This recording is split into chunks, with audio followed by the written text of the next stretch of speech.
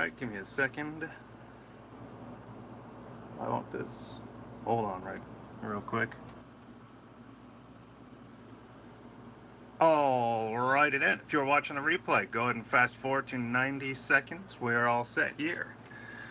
Go ahead and fast forward to 90 seconds, then when the show is going to start. We're live on Twitter. We're live on Periscope. Sup? How are y'all doing? We're live on YouTube. We're live on Facebook. We are everywhere. Come on down. Let's talk draft recap. What is up, Big Chief? Loving it. I loved this draft, and you know what? The more I thought about it, I can't wait to talk about Suns. What is up, man?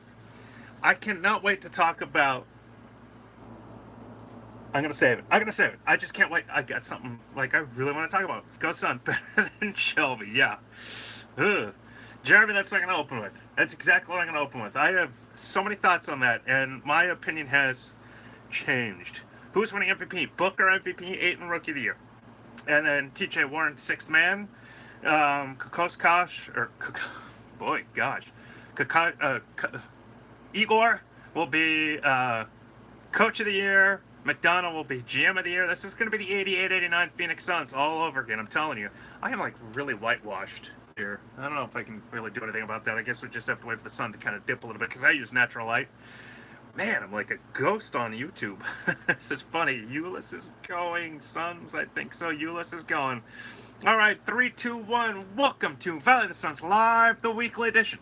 My name is Adam Maines. I'm your host. I'm your site editor. I am your friend in the sun. This is the post-draft edition, the only place in the world you will ever get to talk Suns basketball live. This show is the only place you can ever do that live. And this particular episode is the only one you'll ever get to talk about the draft live. Igor, yes, forget how to pronounce this last name, I don't care. So I want to talk about Mikal Bridges. I want to open with him. Ayton, that's the easiest thing. We're definitely going to get to him. We're definitely going to talk about Elie Okobo. We're going to talk about King George. Say goodbye to Alfred and Alex Len. Peace. But I want to open with Mikal Bridges. So during the draft, did you guys watch the draft show live? I did, Corey Miller and I did the show live from Max's in Glendale. Love that bar. I'm hoping. I'm trying to work it out. If it is, I'll be there in 2 weeks. I would go for game one. I definitely want to see Ayton and Doncic. But, when I was, eighth and ninth man, let them come off the bench. Give the Phoenix Suns some depth. And real quick, before I get started, please like, please retweet. I love Troy Daniels. So, the trade for Mikal Bridges, Suns moved from 16 to 10. Zap. Suns moved from 16 to 10.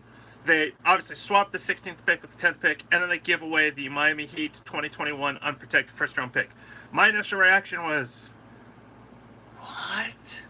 Like, I couldn't believe it. I'm like, why are they trading that pick? That pick was supposed to be in a trade for, a superstar. Like, that was supposed to get the Suns up to Doncic territory. That was supposed to get the Suns Kawhi Leonard. And instead, that was used to move up 6 spots in the draft. And I'm like, what the hell is McDonough doing? Then I've thought about it. I've thought about it a lot. I've started writing about it. I've talked to a whole bunch of people. I had a great debate last night with the staff, with the writers. And the more I thought about it, the more I like the trade. First, Knight will finally be back. First, I want to just say, in regards to that, it costs that much to move up 6 spots. Obviously, Bridges is totally ready. He's, for a 30-time MVP, he's a 22-year-old. He'll be a 22-year-old rookie. He's already going to be older than Booker, than Ulyss, if Ulyss is here, than Dragon, than Chris, than Jackson, then Ayton. He's going to be older than Okobo, I believe. It's like he's going to be like the 7th oldest player on the team. But, oh, man, I want to touch it. But, so it's like, okay, it costs that much to move up. And it's like, why the hell didn't they move up to get Doncic then?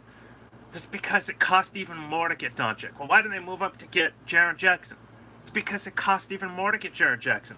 And that's the thing, is that we were presuming that the intrinsic value of that 2021 unprotected first-round pick, I have a thought about that. Our budget too. I'll get to that, I promise. We had a presumption that the intrinsic value of that pick was way higher than it obviously was. I'll guarantee it that if McDonough could have, who knows, I guarantee he made the calls too. I guarantee that if McDonough could have used that pick and T.J. Warren maybe to move up to get Doncic, it would have been done. You know, I'll bet he offered, all right, we'll give you 16, we'll give you 31, we'll give you Miami's pick, we'll give you Warren, we'll give you Chris. Like, I'll bet a trade like that was proposed and just said, hey, can we get to 3 Atlanta to draft Luka Doncic? And the answer was no.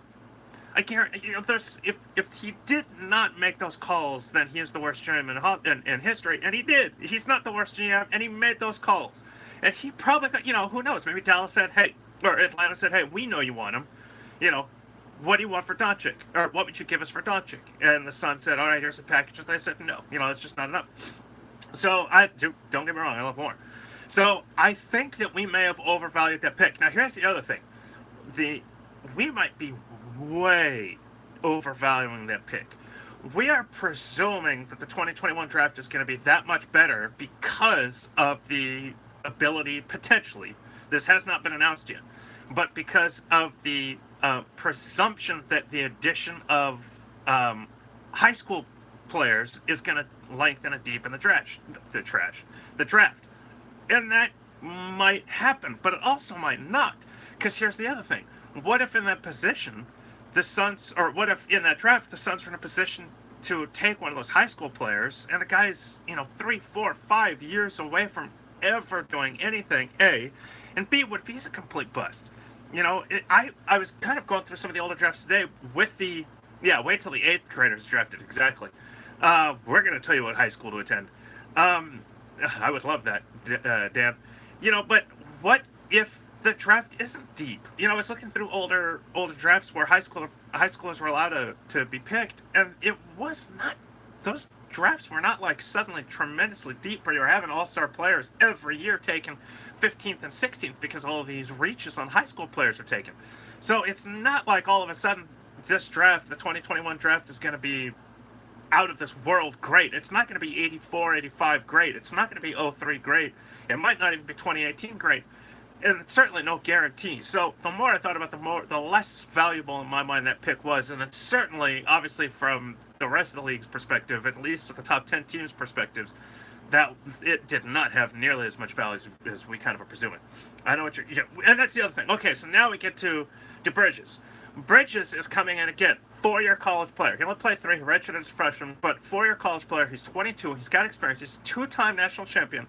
He's played in 14 NCAA tournament games. That is 14 more playoff games, if you will, than Alex Len, T.J. Warren, Devin Booker, Marquise Chris, Dragan Bender, and Josh Jackson, and DeAndre Ayton combined. Now, granted, it's only 14, but for many NBA players, it takes years just to get to 14. I mean, what about those teams that, you know, every year they get swept in the first round, or every year they, you know, maybe they get a quick, you know, 4-game series in the second round, and then they're swept in the, you know, quick 4-game series in the first round, and they get swept in the second round. I mean, that happens all the time.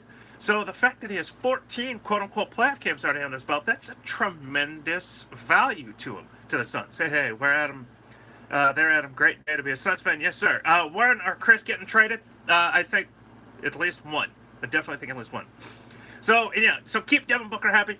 Devin Booker wants to win.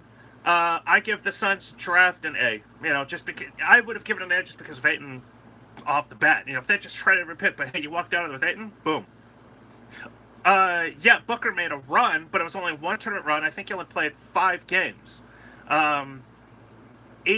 Oh, and by the way, I was saying playoff games. So I was comparing. Excuse me. In my mind, I probably need to explain that better. I compared Bridges' 14 tournament games to every Suns player's NBA playoff games. I'd have to count out, because obviously I don't think Chris made it to the tournament. Ayton only got 1 game. Booker, I think, played 5 games. Bender obviously never played anybody. I don't know how many T.J. Warren played. Let me see if I can look that up, actually. T.J. Warren... Tyler Ulis got at least 5 in there. So let's see. So, I mean, but even still, he actually might have more combined than all of those in terms of college as well. Okay, so T.J. Warren had 2 Euro is totally different. Yeah, I mean they are obviously pros. Um, okay, let's see. Does it say? I'm looking at his stats. I'm not seeing like tournament games. That's the thing. Did Warren? How do we? How do you see the Suns using Bridges? God, no, Ayton is not an NBA power forward. No, I want Ayton to play center. By the way, we are 10 minutes in, so go ahead and please heart, please like, please retweet. So while I'm looking up, TJ Warren real quick, how do I see Bridges being used? We definitely need more veteran players. Yeah, I think Ulis is gone. I don't think Ulis and Devin Booker are that tight. I think Booker is about to be paid $150 million. He's not going to be like, okay, see ya, because the Suns traded a third guy on the bench, point guard, backup point guard. So what do you think? So real quick, to answer the question about Mikal Bridges, I've just heard that it's possible that he steps right in as a starter. And truthfully, I mean, so many people have said, even before the Suns selected him, that he was a ready-made NBA starter, that because of his college experience and age, that he could step right in. So what that does then, being that he's a quote-unquote small forward, is that it pushes Josh Jackson a power forward. So now Josh Jackson becomes a Sean Marion kind of power forward, which I kind of dig. I kind of dig that idea, especially if his defense is solid. And so at that point, now you've got two pretty good defensive wings in your starting lineup. We'll see about Sauce. We'll see. That nothing has been made yet. Jokic, of course, will be signing a 5-year deal. Well, the Suns, we'll see what the Suns do in terms of maxing anybody, if there's anybody to do it. And in terms of the Booker contract, I do expect that to happen this summer, but I've also heard that they could save, it's something like 80 million or 18 million, so there's an 8 in the number there, that if they didn't sign him this offseason, but they still maxed him next offseason, which he'd be a restricted free agent, but if they offered him the contract later, then it actually saves the Suns a ton of money because which helps them add talent. So I think if they sold Booker on that, and here, we actually will show you your max contract, you just can't sign it for 12 months, but hold on to it kind of thing, I wonder if he would accept that. But then again, I mean, there's also the Okobo's not going to start. Alfred had to be a money saver. But at the same time, the Suns be like, you know what, we do want to keep him happy. We want to make the public happy. We're feeling pretty good here. Warren had 3 tournament games. Okay, so if Warren had 3, Booker, I believe, had 5, Ayton had 1, Bender had 0. Again, that's 9. So he can't get the Supermax yet. He needs to be an All-NBA and yada, yada, yada. So, okay, so just going back, so then how do they use Mikal Bridges? I think that pushes Josh Jackson to the power forward, and I think that then at that point, you've still got TJ Warren coming off the bench, which is exactly what I want. I don't want him to be traded, but I don't want him to be traded, but he certainly is a valuable trade piece. And now that you have Bridges and Jackson, maybe you could just go find another kind of, meh kind of small forward, just a decent enough backup, and now you use TJ Warren as part of a trade for power, or at least for a veteran point guard, that kind of thing. So I kind of see the opening night starting lineup is going to be Brandon Knight, Devin Booker, Mikal Bridges, Josh Jackson, DeAndre Ayton. And I wrote about that today. You guys can check it out. I published just over an hour ago. I would be stoked to trade for Alonzo. I really, really would. I think he's a good point guard. I love the kind of game that he brings. If his 3-point shot ever comes around, that kid's going to be solid. I really think it's going to be solid. He'd be solid. And at that point, so let's say that LeBron chooses, he's a lot power forward, but this is a different NBA. I mean, that's the thing. We're looking at things less in regards to, traditional positional. Boy, I've been using a lot of, I feel like Chris Farley, traditional point, positional, titles, and it's more of what can they cover, what's the best advantage for the Suns in this manner. I mean, that's why I've been wanting Devin Booker to be the point guard for 2 years now. I would love making that non-traditional point guard. Chris is 220, but he slaps. He'll have 2 fouls in the first 2 minutes. Bridges is bigger. So all I haven't read anything about Bridges being the power forward. I've read that he would stay at the small forward and that Josh Jackson play power forward. Again, but that's kind of part of the non-traditional, positionless kind of thing. Is it's really going to be all about matchups. It's who is the opponent's power forward, who's the opponent's center. Can you maybe have Ayton guard the power forward? Honestly, maybe Josh Jackson could guard the center at that point, or Bridges could guard the center. You could come with some. So I mean, and it just again, I mean, like if it's Jokic, then of course I think I'm going to want Ayton on Jokic. But I mean, if it's Golden State, then it really doesn't matter. They're not going to put out a center anyway. So you're really going to just be like, how do we just slow down Kevin Durant kind of thing. So it's really what I've been reading is, and the expectation is it's about the non-traditional positionless kind of system that they're going to start to run. Bender the 5 and Christopher off the bench. I would love Bender the 5 and Christopher off the bench. I don't think they're both here. Mikal has a hitch in a shot, yeah, but that just means he has to shoot when he's open. Would I be okay getting Avery Bradley? I would be okay with Avery Bradley. I just don't think the Boston's going to give him up. I think it's going to... I really, really, really wonder if the Suns are going to actually sign anybody in free agency that's going to make people, excited. I think their additions to the roster, any key additions, are going to be via trade. And I've thought this for a while now. I really just don't see this year any free agents being, move the meter kind of free agents. I see. Yeah, right. Boston. I'm sorry. What is it? Clippers? My bad. My brain. Yeah, Clippers. I was thinking of Marcus Smart, truthfully, in my head. My point though is I really wonder if their free agent signings are going to be more depth based and less rotational based, and that their key acquisitions are going to be through trade. I really just kind of get that sense. What do I think the Suns can get? I think T.J. Warren certainly has the most value. I think Chris and Bender are potentially... you're the man, Prime. I think that Chris and Bender are less valuable in a one-for-one kind of trade.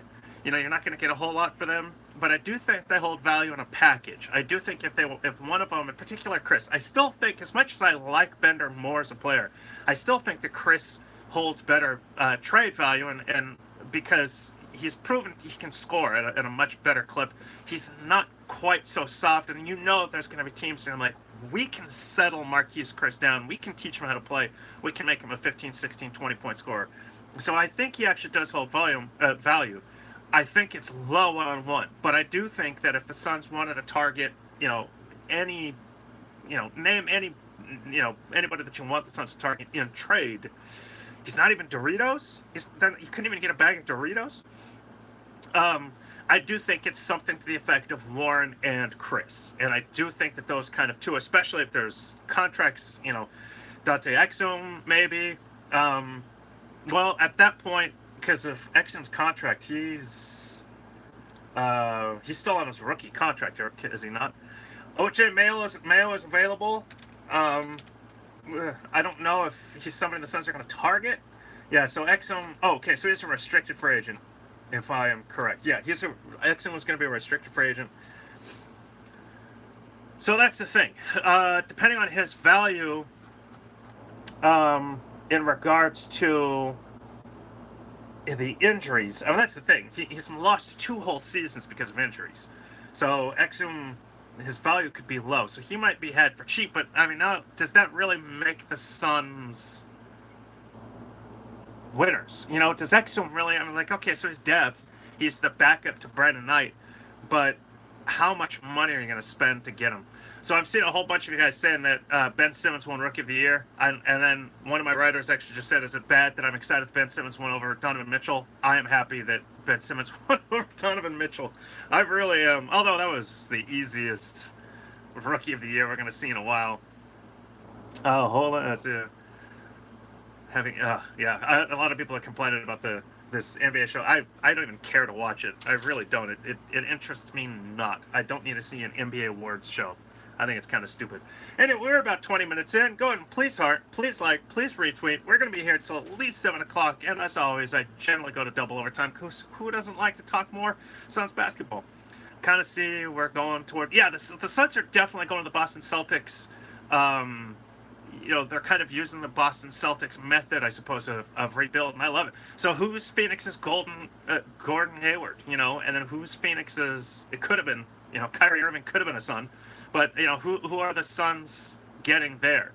Any chance the Suns go after Tony Parker? I doubt it. You know, he's gonna cost too much, and he's older, and he would not be brought in to be a starter. I don't believe, just because A, his age, and B, you know, I think you're gonna want Brandon Knight to start. I would like to see Chris Dudley in a. It's kind of. I've got my camera kind of blocked, my screen kind of blocked. So in a Dennis deal, who's Dennis? Here, okay, but I'll say this. I'll speak to just the trading of Jared Dudley and Tyson Chandler in regards to just moving the contracts. I'm actually not a big fan. I'm not a big fan of trading either of them, unless the Suns can get a bona fide star. I mean, it's, you know, not a. The Suns can win a. The Suns can win a title. I'd give it, like, I'd say they're in a 5-year window now before they can start. You know, they start making title runs. Schroeder. Okay. I'll mention Schroeder here in a second, but I do want to just speak specifically to Jared Dudley. And actually, I'm going to write this down. Jared Dudley and Tyson Chandler.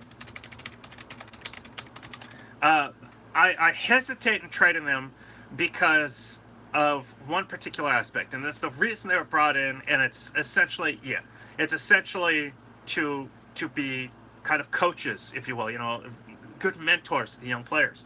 And I really don't like the idea of losing them. Again, unless you're getting a bona fide start and you have to match contracts. Let's just say, for the sake of argument, you know, Kawhi Leonard says, yes, I want to go and I will re-sign in Phoenix.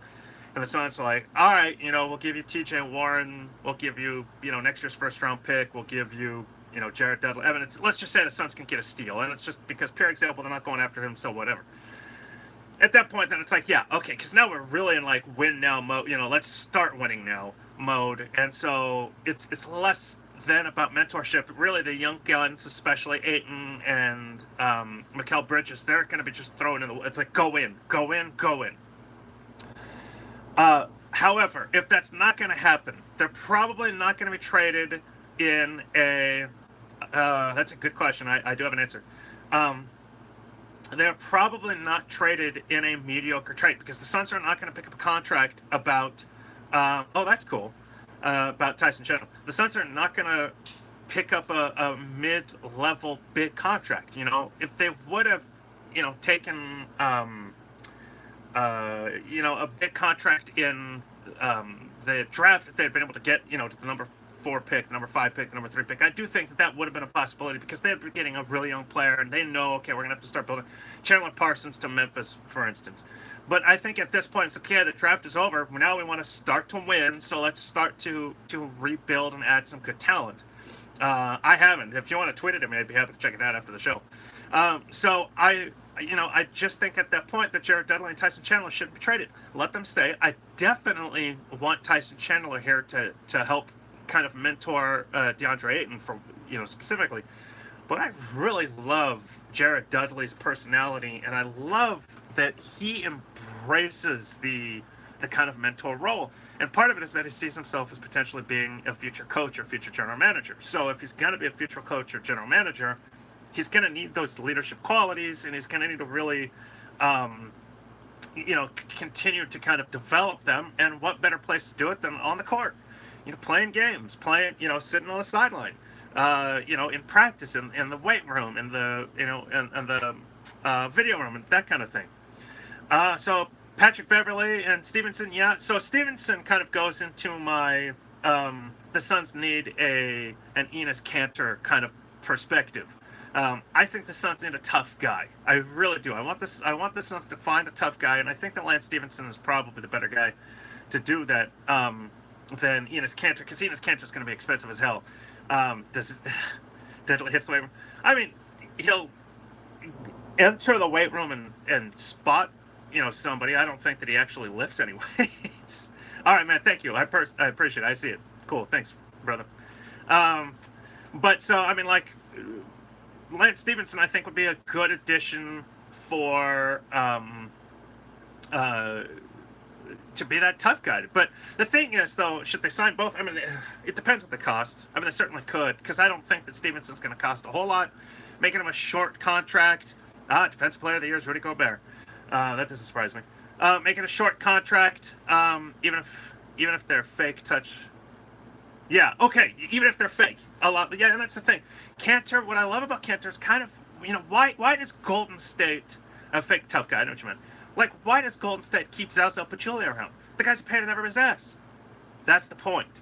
He's a pain in everybody's ass. Yeah, and Lance on the bench. Maybe I'll write write kind of another piece in regards to Lance Stevenson and say, okay, how about him versus Enes Kanter? Which again, I never said sign Enes Kanter on my post. I just said the Suns need that kind of player, and I was just I used Enes Kanter strictly because of the scuffle that happened last year. That was perfect. He got under Devin Booker's skin. He got under Marquise Chris's skin for sure.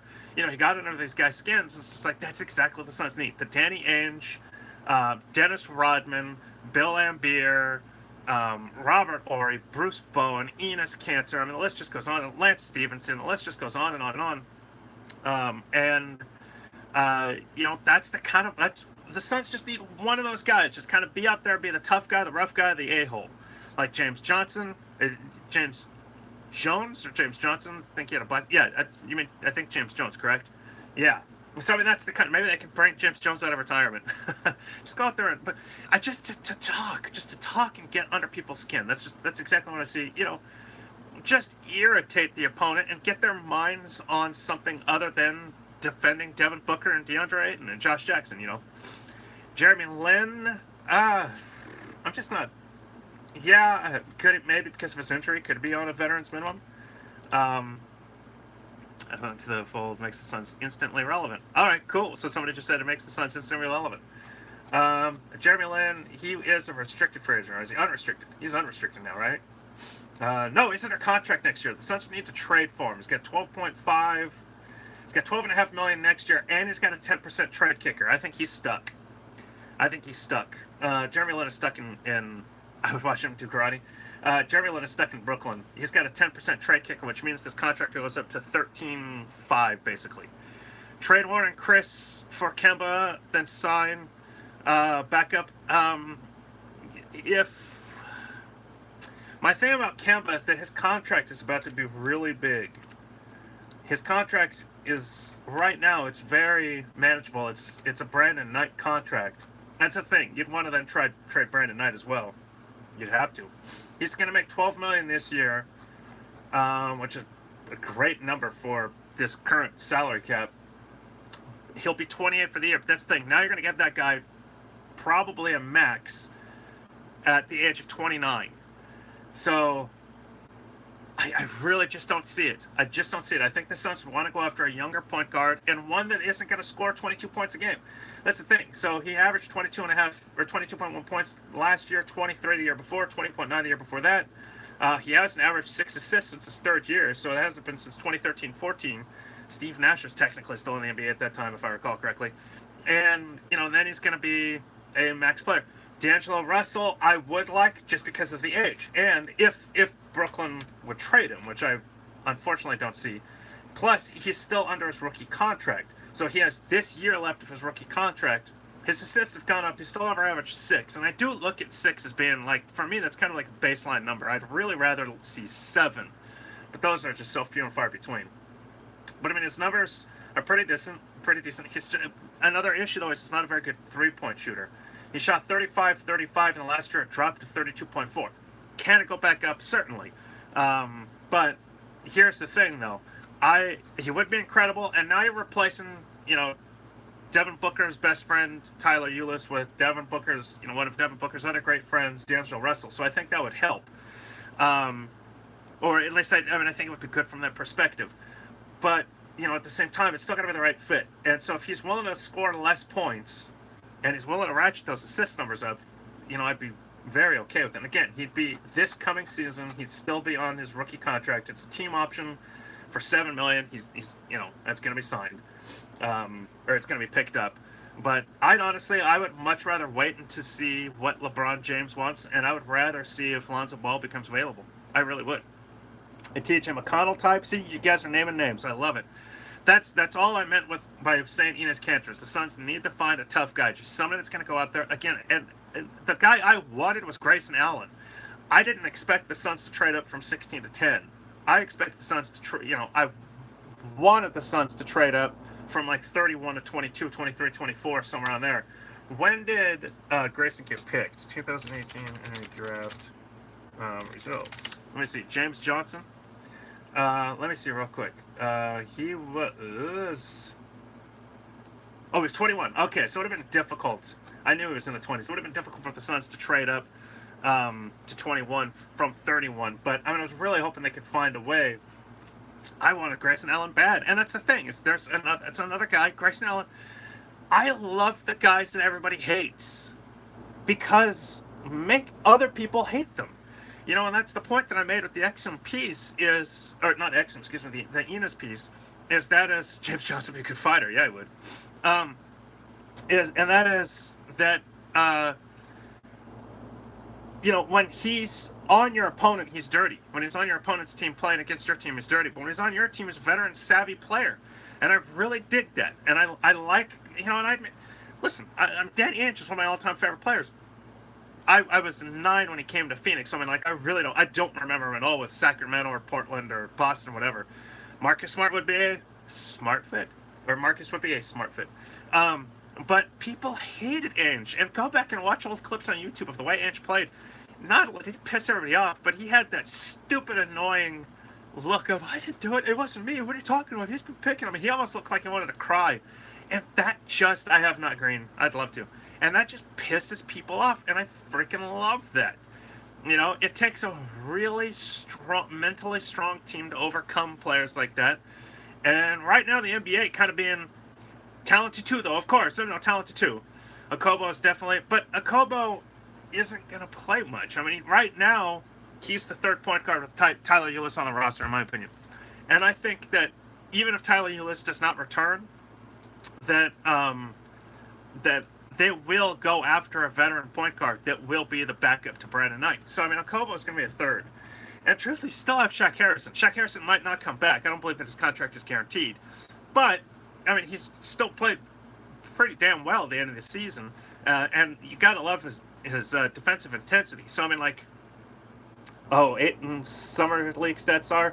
I do think that Ulis should be over Okobo just because that he's been in the league longer. He's got more experience. I think they want Okobo to be a regular rotational player, but no, I mean, I would just presume. Hey, that's my presumption. I mean, still then have to go through off-season workouts and training, and still have to go through practices, training camp, and then and then preseason, so on and so forth. Okobo overnight, not going to happen. I can't see another season of Ulis and Felix. I really don't see it either. I'm just saying, like, I think at this point it does. So you're saying that we won't have some guy? No, I don't know. Okay, so Ayton stats. I saw that 2015-3. I wonder how many games he's going to play. I would love it if he played the entire tournament, but I think the entire tournament is like 8 games if you make it to the title round. But I'll say this. So in terms of averages, I'll say he probably does average 20. I'll be a little on the conservative side. I'll say like 18, 9, and blocks 2. 18, 9, and 1.5. Because it's going to be a matter of how many minutes does he play. I wonder how many games he's going to play. How hard is he actually going to play? And really it's the how hard is he going to play that I think will do it. So I'll say 18, 9, and 1.5. Somebody wants to write that down and call me a fool when he averages 40, 20, and 6. Go ahead. But no, I'll go on kind of the conservative lower end, 18, 9, and 1.5. I don't think he averages a double-double. And again, it's just because I don't think he's going to play that hard. And the other thing is there's going to be a ton of guys that are playing way harder because they need jobs. He was number 1 overall pick. He's slotted to be the starter opening night. Will Jackson be hurt? No, he's going to have to play different. Again, it sounds like Jackson will start to kind of play power forward. Ristic. Ristic will be there, which I think is kind of fun. By the way, I forgot 4 minutes ago. We are 35 minutes in. Go ahead, or 5 minutes ago. Please heart, please like, please retweet. I'm going until 7 o'clock. That's what the show officially ends at 7 o'clock, but I usually do double overtime. So go ahead and please heart, please like, please retweet. We are live on Twitter, Periscope, and YouTube, and Facebook. Suns should go after Carlitos, Thunder no more. Carlitos. Who's Carlito? Hopefully he can play defense with Ristic. I, I wonder how many minutes Ristic is going to play. I actually think what'll happen is that they will use Ristic to play in practice on Ayton. And then I think that Ristic won't start. He'll play. I mean, this is my presumption. What the hell do I know? We'll find out. I'll bet that Ristic backs Ayton up in Summer League. That it'll be Ayton starting at the 5, and then Ristic will back him up, and they'll go back and forth. Because they're going to want to. I don't see Ristic making a team. I mean, maybe he could be a D-leaguer. Yeah, Igor mentioned that he wants Sean Miller to go too. Oh, yeah, Igor and Ryan McDonough want to know everything they can. So bring Sean Miller and sit him down and go, what is every detail that you know about him? What are his tendencies here? What does he do there? Blah, blah, blah, blah. They want to know, how do we utilize DeAndre immediately, and how do we make him great right away? And not hold him back and yada, yada, yada. So that makes perfect sense. I have no idea what's that. Am I going to Summer League? So, I mean, yeah, I shouldn't say yes, and yes, I'd like to. I'm going to see. I'm going to see. If I go, I'd go for like one day. Maybe I'd go for the July 6th, which is the first day. Although I suppose I could do 2, because I could like just stay one night and drive home, because I could do 2 days. We'll see. I'd like to. If I do, I'll definitely, people shout out for me. Shout out to me if I do go, and then I'll definitely live. I might even do a show there, because what days are those? The 6th and 7th. It's a Friday, Saturday. I could still maybe do a show. Yeah, they play back-to-back Friday and Saturday. Sucks that Mavs probably won't play Luka. Oh, I didn't see that. I did not see that. Well, day 2 is really, so that's making me curious. Day 2 is Sacramento, so they play Marvin Bagley III. I don't know if I'd be able to get courtside, but I mean, maybe I could. I don't know. I don't even know if they would let me. If they see me streaming, since the games are broadcast on air. I believe the Suns are on NBA TV, but what was I gonna say? Oh, day 2 is Sacramento, and will you see Ayton v. Bamba tonight? Okay, well, so that's the thing. So if I go, it'll only be for a day or 2, and then I'm playing. I'll be watching every game here though. So Luka isn't playing because of the EuroLeague. That's interesting. You see the poll about who has the better. I didn't. Can you tweet it at me? Can you tweet that poll at me? Suns should only entertain one-year contracts. I like that thought. Only entertain one-year contracts. Yep. Does Ayton make us national TV worthy again? Oh boy, that's a good question. Really could. I could see him be on TNT a few times now. I mean, I would love them to be on Christmas Day. My problem is I don't want to see a Suns loss on Christmas Day and just ruin my day. Well, they announced the. Okay, so you do Rondo 1 year, $12 million, but the thing is now you're paying $12 million for a backup point guard. Because again, I still think that you're starting Brandon Knight. I mean, you don't have to, but I kind of think Brandon Knight is going to be the opening night starter. We'll see. I mean, again, I could be wrong. He's better league. It's expensive. Hey, Zappy, where are you at? You not in Arizona then? I would love to see the Suns play on Christmas Day too. It's just a matter of like who would I want them to play? Like if LeBron is in LA, I would not want to see them lose to the Lakers on Christmas Day. I believe the last team they played on Christmas, I did a post about this last year. Oh, you're in LA, okay. Suns v. Kings Christmas Day. Okay, Suns and Kings, that would be a good one. I believe the last team they played were the Clippers in 12. Rondo makes everyone around him better.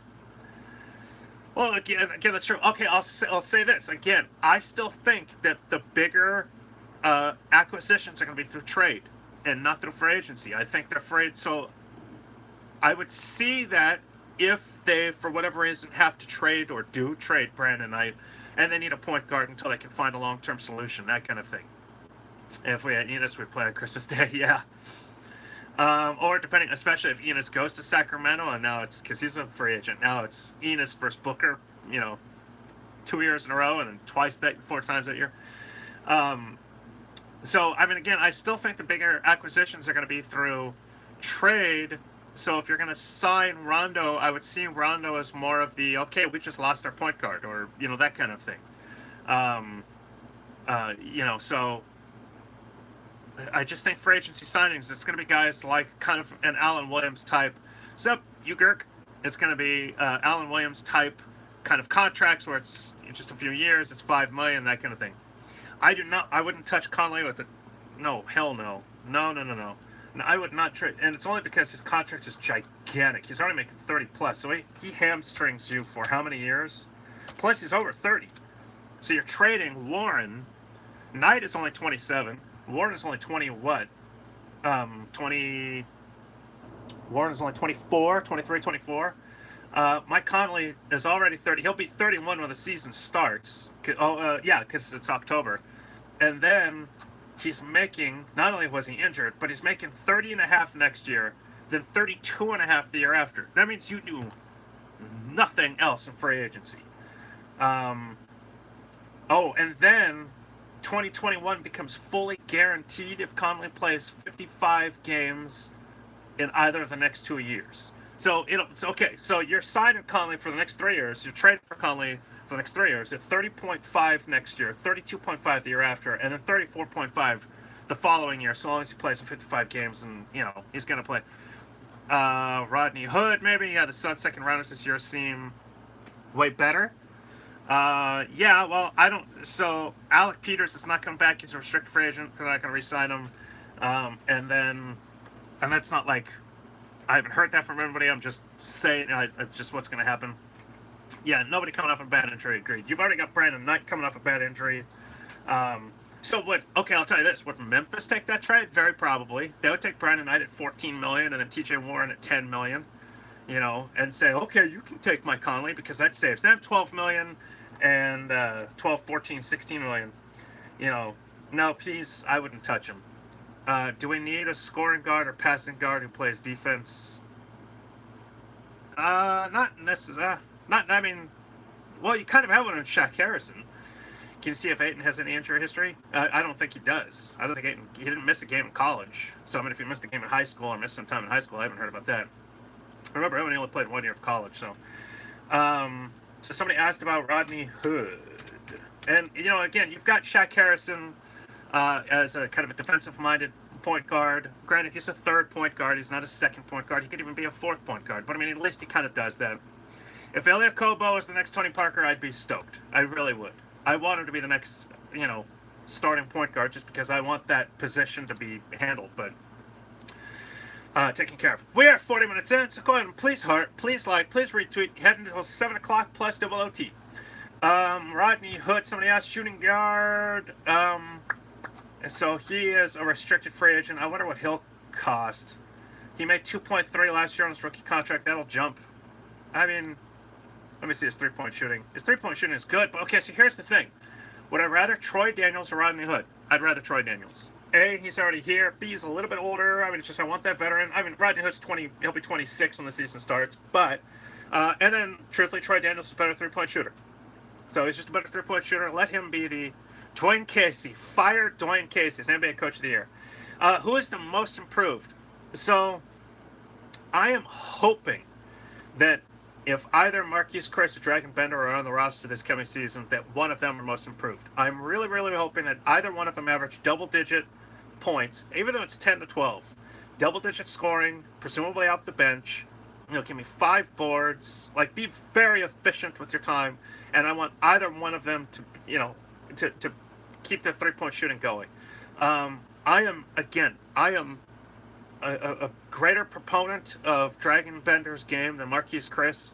I think Chriss relies too heavily on his athleticism. I just don't think he's a very smart player, and obviously he's got an emotional issue that is just annoying, if nothing else. Dragon Bender overthinks, so he needs to kind of chill out and let the game kind of just kind of play the game. But he's already a proven better shooter. He averaged 36% from three last year. For much there, he's averaged just under 40%.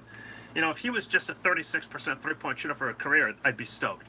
But I still think that for the love of God, they need to work on that arc because so often it's just a flat shot. If they work on that arc, he's going to be draining threes. And what's beautiful about having a stretch four that can, I love that you've got Kanter on that list. I do. I think Kanter costs too much, but still. What I love about having a good stretch forward who can shoot threes is the fact that at power forward or center, the power forward or center has to stay back. And what's beautiful about that, and I wrote about this in regards to why I'm really excited about the Dragon Bender DeAndre Ayton duo or pairing, is the fact that Bender's going to just still stay by the 3-point line where he needs to be.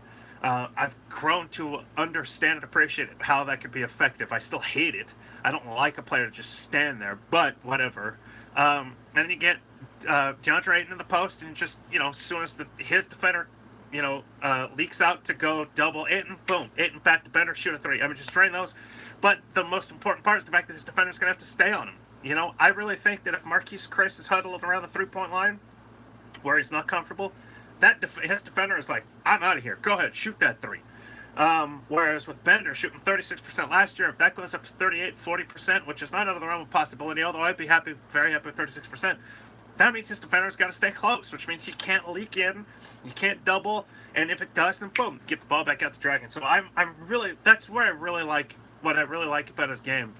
The difference between he and say, Dirk Nowitzki, in particular, is the fact that, Dirk is a really smart back-to-the-basket player. Bender had one play last year, if I recall correctly. One play where he was back to the basket. He had like a little shimmy. He turned, boom. He hit a little fadeaway, and it was beautiful. And I was like, he needs to take 3 of those a game. I believe it was the only one he attempted all year. If he could improve upon his... I would not trade LeBron for Ayton. I would not. I would not trade LeBron or Booker for Ayton. Can you guarantee it? It could be a younger Kevin Love. Is that you're saying, Sunspread? Again, I kind of have it cut off. I need to fix this for next week's show, but I kind of changed my setup a little bit. Unfortunately, it's cutting off part of your comments, and I don't like that. If he can improve upon his back to the basket, boy, it just opens things up even more. Chris just doesn't have those yet. Can he? Sure, but he just doesn't yet. He's just not a solid enough shooter.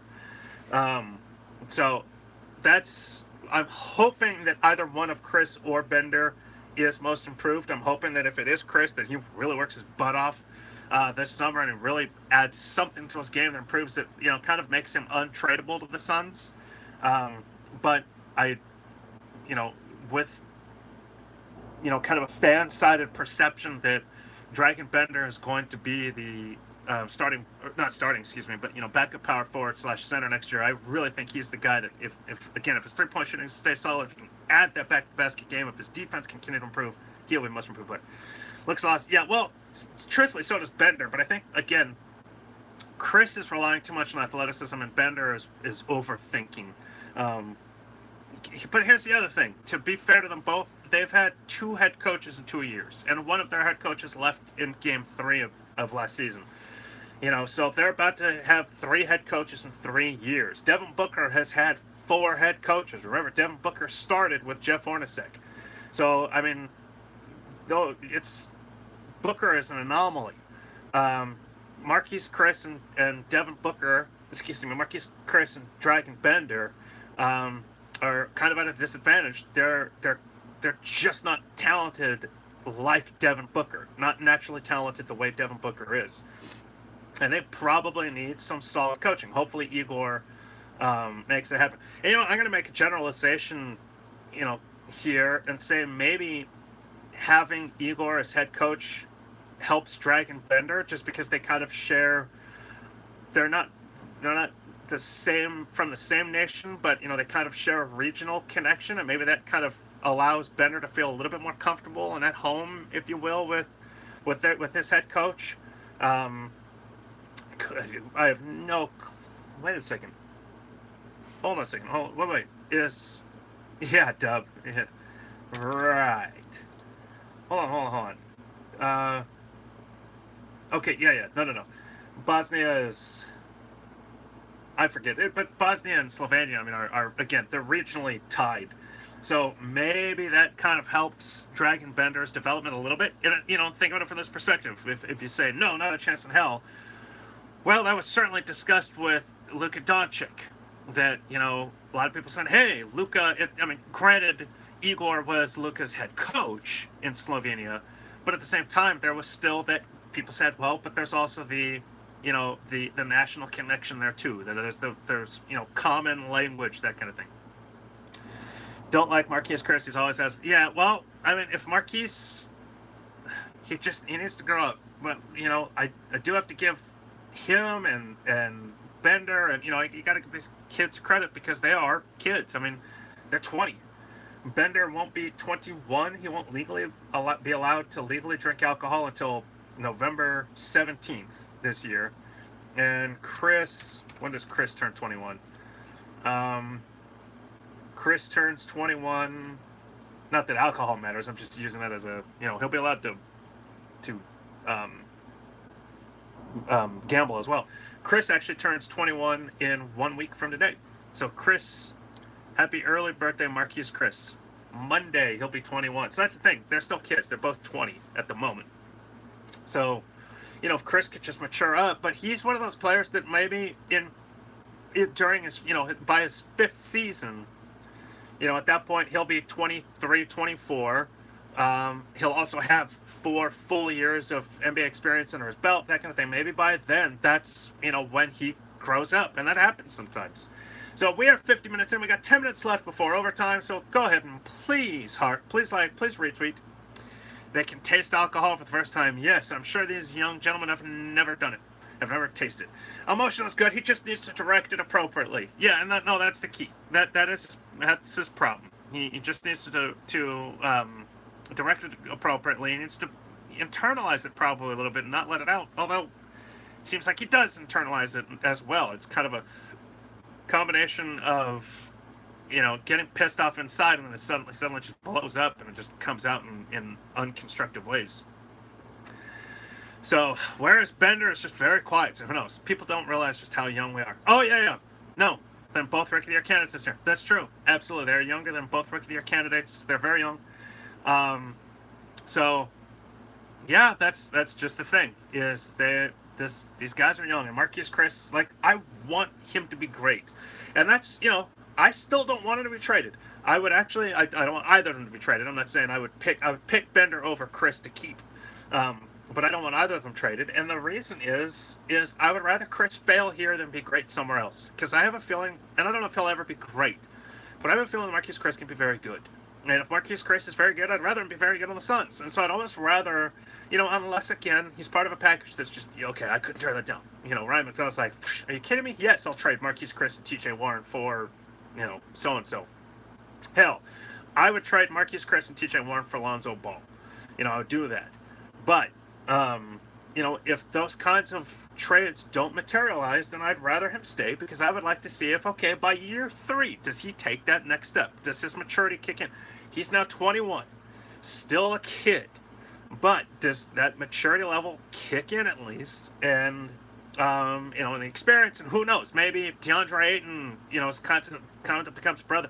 Maybe he lets somebody into his life that he hadn't yet, you know, in a positive way. Maybe he gets some advice, you know, it's just, who knows, something can happen. And so I would like to just see if Chris could turn that on. And we'll see. I mean, we'll really see. And so I'd rather see him fail here than succeed somewhere else, because I still think he can succeed. But again, if the Suns could, if I had to make a choice and somebody said you could keep one or the other, I still take Bender.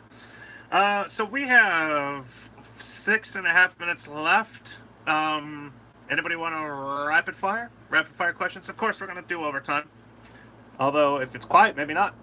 If it's quiet, then I can just end the show at a normal time. I am totally fine doing that. I'm not paid by the minute. I'm actually not. I mean, I'm paid 30 cents to do this, I guess. Actually, let me see something. Sorry, YouTube. I need to check something real quick. Okay, we saw. Yeah. I was just making sure that it didn't crash. All right, there we go. Like I said, I am balanced perilously over here. So, different setup. It's going to be better next week. So, out of curiosity, you guys know who the Suns drafted? You know that the Suns took DeAndre Ayton, number 1. They got Mikal Bridges at number 10/16. They got Elie Okobo at 31, and they got King George. I know his name is George King, but I like the idea of King George at 59. What grade do you give the Suns draft? I said A. I said I would have given the Suns. We got Puma at number 1. I would have given the Suns an A rating, an A grade, 5 years. An A grade, no matter what, just because they took DeAndre Ayton number 1. But then you add Mikal Bridges, who's apparently a ready-made starter in the NBA. You add him. A lot of people love Elie Okobo. I wasn't a big enough fan. I really don't know a whole lot about him, but again, I don't think they gave up a whole lot for him. Truthfully, Daniel, I really don't. And then King George, I think he's going to be essentially he just replaces I've already forgot Devin Reed. He's kind of just replaced Devin Reed or Peters, if you will, Alec Peters, but. Okobo looks good. Yeah, I mean, I'm hopeful that Okobo is like a legit point guard. Some people said he's the next Tony Parker. I'd be stoked for the next Tony Parker because I mean the Suns have a very good, savvy point guard for the next 10 years. And what I love that, hell yeah. What was one of the things that made the San Antonio Spurs so great for so long? They kept their core together. Their core together, stayed together. Do you see Bridges as a starter this year? I do. No. I mean, I see him as a starter. I feel like he's coming in as a... Yeah, Devin Reed was just terrible. I see Mikal Bridges... By the way, this is a YouTube question. I see Bridges being the starting small forward, this coming year. It just seems like that's what he's brought in to do. And especially because of his three-point shooting defense. What makes him so special is that unlike T.J. Warren and Josh Jackson, or I guess in regards to T.J. Warren and Josh Jackson, unlike Mikal Bridges, he can shoot threes. So he's right off the bat, he's going to be a scorer. And you pair him and Josh Jackson up in the same lineup, and I've got two very good defensive players. So now you've got two really good defenders on the court. You're hoping that DeAndre Ayton is a really good defender. And that really helps to make up for the fact that, Devin Booker's not great at defense. That we'll see how Brandon Knight is. I mean, he's not a particularly special defender in any way. So that just helps in that regard. And... and so I do see that that's how they want to do it. Just imagine starting out the first quarter up 5 points every first quarter because he hit an extra 3. Start Ayton at the 1. I mean, I'll start him game 1. But because of Bridges, you hit an extra 3 and you got an extra steal and boom, now the Suns are up 5 points at the end of every first quarter. And I just think that's a really good and positive thing. DeAndre Ayton should wear 21. He said in the press conference he's wearing 22, so we'll see. Maybe that does change, but he said at the press conference he's wearing 22, and I'm cool with that. Just, again, Danny Ainge, my all-time favorite player. Phoenix Suns players by number all-time. I want to see some. Not as good. He's just got embarrassed a couple times. Oh, yeah. No, he got embarrassed, but... so now people think he sucks. Yeah, no, that's a good point. But that's a point. But my further point, though, is that he's not like this great point guard.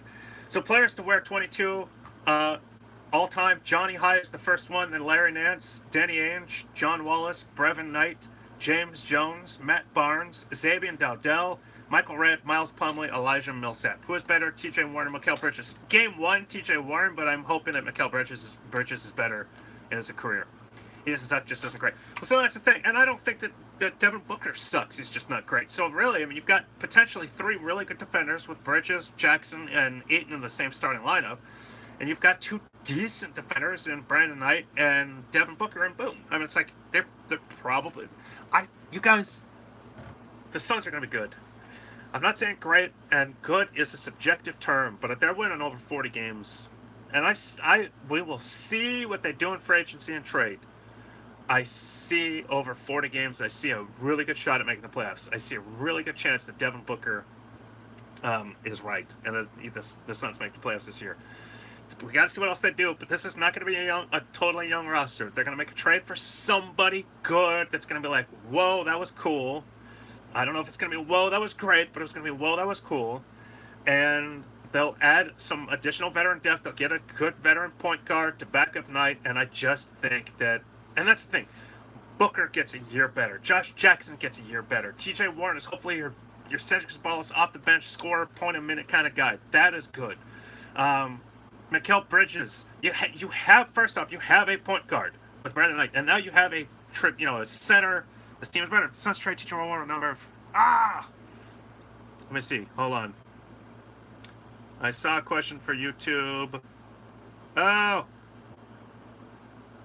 YouTube, send that question one more time. It faded really quick. I'm okay with that trade. I really am with the Mikal Bridges trade. I'm actually feeling a lot better. By the way, we are now officially an hour in. Go and please like, please retweet. YouTube, if you can send, I didn't see the name, so I'm saying YouTube. If you can send that comment one more time, it disappeared very quickly. It was something effective if the Suns traded T.J. Warren. I'd love to answer that, or at least speculate on it. I think, was it value? What value can they get? All right, so I'll say this just until you send it back, or until you send the question again. In regards to, okay, if the Suns trade T.J. Warren, what caliber of player could they get in return? Also, the Suns have coaches that are somewhat defensive-minded. Okay, what caliber of player? So I'll answer those two parts. So the first question is in regards to what caliber of player can they get back? They would get back, I think that T.J. Warren would be traded in a package for a low-end star. And the way I see it is I think Warren would actually be a good player to trade to a LeBron James team.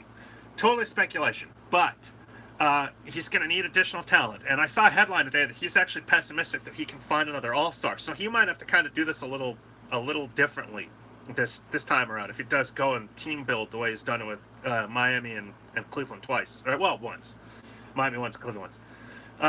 He might have to do it a little bit differently. And let's say, for the sake of argument, he does not want Lonzo Ball around. I could see then, okay, I'll take, Brandon Knight, because that's an upgraded point guard. Or at least over nothing.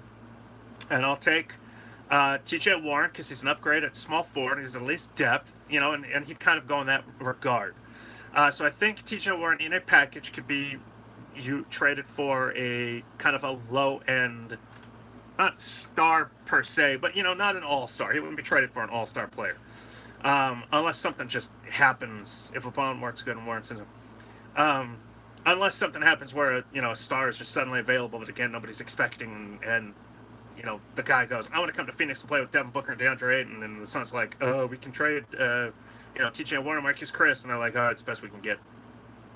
Aaron Gordon Warren and an Aaron Gordon sign and trade, yeah, it'd be something like that. It'd be a non-all-star package, and again, that would have to be, in that case, Orlando saying, okay, we just don't want to spend the money on Gordon, that kind of thing.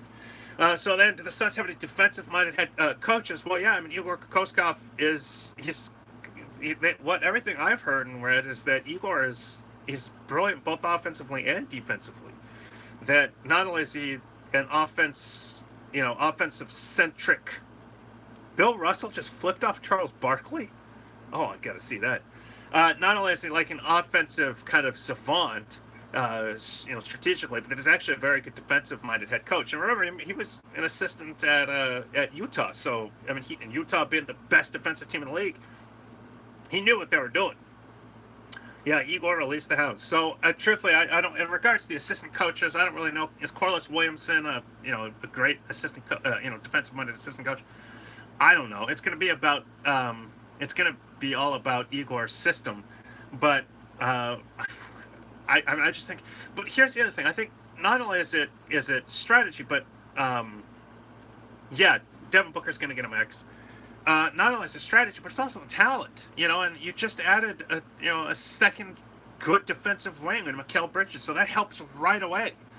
You pair him up with Josh Jackson, and now the two best players are going to have two, on the opposition, are going to have two really good defenders on them. Two quick, young, athletic, almost unafraid defenders on them. Think about it from this perspective. Tyson Chandler, technically, Marquise Chris was the best defensive player on the Suns last year in regards to defensive rating. No, not defensive. Hold on. I'll get the stat here in a second. I don't know if it's defensive rating. There's always a bot. That just means, hey, it means we're popular. That's good. Okay, so what was it? Advanced. Okay. Defensive win share. Last year, Marquise Chris was the best total defensive win share at 1.5. Best win share per 48 was actually, well, technically Derek Jones, but Alex Len, Greg Monroe, and then Tyson Chandler was third. So, but now think of it from this perspective. Now Tyson Chandler is going to be a backup center. So now, your starting center, you're hoping DeAndre Ayton's actually a decent defender. And now your third best defensive player last year is now a backup. So now you've got two good. They were the worst team on defense. Oh yeah, they were. But it was partially intentional. So now Mikal Bridges, Josh Jackson, you've got two good wing defenders who can both guard everywhere from like the 1 to the 4. I don't see them as guarding centers, but they can guard 1 to the 4. Sorry, I left some like dust around or something. And then you've got DeAndre Ayton, who's hopefully a halfway decent defensive center, with Tyson Chandler to back him up. So now you've got right off the bat you've improved. And again, think of it from this perspective. The Suns did not have a point guard last year. They ran 79 games without a legit point guard. Even if Brandon Knight is not a very good defensive point guard, he's going to be better than, everybody. He's going to be better. Name it, Mike James. He's going to be better than. I kind of intentionally forgot some of the point guards from last year. Okay, he's going to be better than Mike James. He's sure as hell going to be better than Elfrid Payton. He's going to be better than Josh Gray, better than Isaiah Cannon, better than Tyler Ulis. Maybe Shaq Harrison was the best defensive point guard. You want to say that Luka question one more time? I'll always talk about Luka Doncic. I wanted him bad. Just not number one. Plus, okay, then think of it from this perspective. Tyler Ulis has only had one. Awesome, Francisco, I saw that. Tyler Ulis only had 1 year experience, but then Mike James, Shaq Harrison, Josh Gray, they were all true rookies. So now you've got Brandon Knight, who will be entering his 6th season. His 6th full season. Does Knight show up here? Hold on. And even though he missed all of last year, he still has experience. Brandon Knight, I've got you right here. 2, 4, 5. Yeah, it'll be his 6th season. Actually, I think 7th. 1, 2, 3, 4, 5, 6, 7, 8th season. It's actually his 8th season. So, Canada's not on the team, no. They waived him after the injury. And he won't be back. But, he's been in the league for 8 years. So it's like, I'll take that. Plus, he's 6'3". He's not small. 6'3", 190. That's... I guess it's actually kind of Eric Bledsoe, isn't it? Bledsoe's 6'3", 190. Let me see. Eric Bledsoe. 6'1", 205. Okay, so that's right. Eric Bledsoe's a little bit shorter, more of a kind of a bowling ball, but still, he got size there with 6'3", so it's going to be a better defensive team. Are they going to be great? No. But they're going to have a defensive, capable coach. You're going to have a, depth at center defensively. You're going to have now Mikal Bridges, and you're going to have an actual true point guard. And, presumably you're going to have a system they're going to be able to work on, and, all summer long, all through training camp, which is only a week. Through preseason, yada, yada, yada. This team will get better and will be better defensively. They will not be the worst defensive team in the league again, I guarantee you. Unless there's, tremendous injuries or just, for some reason, everything just goes to hell. In which case, then I can't, nobody can see that coming. Yeah, well, okay, so worst to 18th, I'll take it, because that means they jumped up 12 spots, And I'm pretty sure, Deb, that was your point. I'll take it. I'd jump up 12 spots in defensive rating. And then the year after, jump up 6 spots. Go from, 18th to 12th and, really be top half of the league. That's something. That is something. And that's something I'll take. And certainly your offense is going to improve. And then intelligence is going to improve. And depth is going to continue to improve. They're just going to get better. I'm telling everybody, I will not make a full-on 100%, lock-it-in prediction until after I see what all, has been... what all happens in trade and free agency. We're in double, but I got to go here in a minute and a half. But they're winning over 40 games. They're doing it. It's going to be a thing. We'll see what else happens before I make a final prediction, but I'm telling you.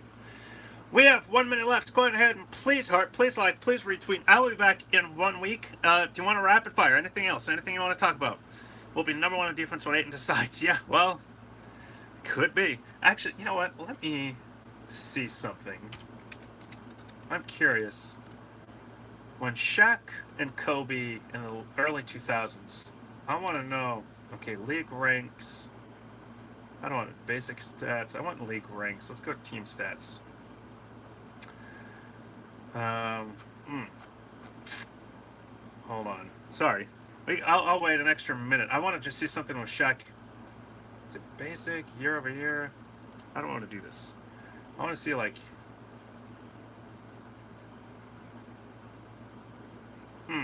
I don't know if I can find it. Let me try this one. Oh. I was just curious. I wanted to see, like, what were the Lakers of the late 90s, early 2000s.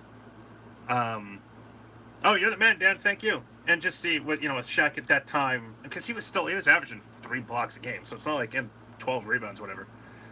Oh, you know what? Oh, I think this is what I want to do. Oh, duh. Here's what I want to do. Okay, opponents. Enjoy the stream as always. Have a good one. YouTube deck. Sorry, I don't want to, like, waste all this time, but anyway. All right, I'll look it up, and if I find anything interesting, I'll tweet you guys. I was just, in regards to just Shaq being there, like, how great were they? Their opponents scored the 6th fewest points. When they won 67 games in 99-2000, their opponents had the worst, it was either the best or the worst. I think it's the worst field goal percentage, the worst 3-point percentage, the worst 2-point percentage, and the 6th fewest points. So they were a damn good defensive team with Shaq. And they did it again 2 years later. The year after, they slipped across the board. But then 2 years later, when they won 58, that was their third in the three-peat. Again, worst field goal percentage, worst 3-point percentage, 5th worst 2-point percentage, and 9th fewest points. So, I mean, they were just a very dominant defensive team. All right, everybody. This show is done. I love you all. Again, I will be back next Monday at 6 p.m. Arizona time here on Twitter, Periscope, YouTube, and Facebook. Go ahead and we are just churning out content, baby. We are the place for content. And once again, and as always, we are here for live streams every week and when there's breaking news. Let's go Puma. I guess I might have to buy some Ayton Pumas. I've never owned. I had the last name endorsed pair of shoes I bought were the Shaqs, the kind of the zebra black and white ones. I had those when I was a kid. Shaq has always been one of my favorite players. I mean, I hated him with LA just because I hated LA, but then again, I didn't hate him. I just hated LA. So, anyway, I will see you on a week. Let's go Suns. Peace.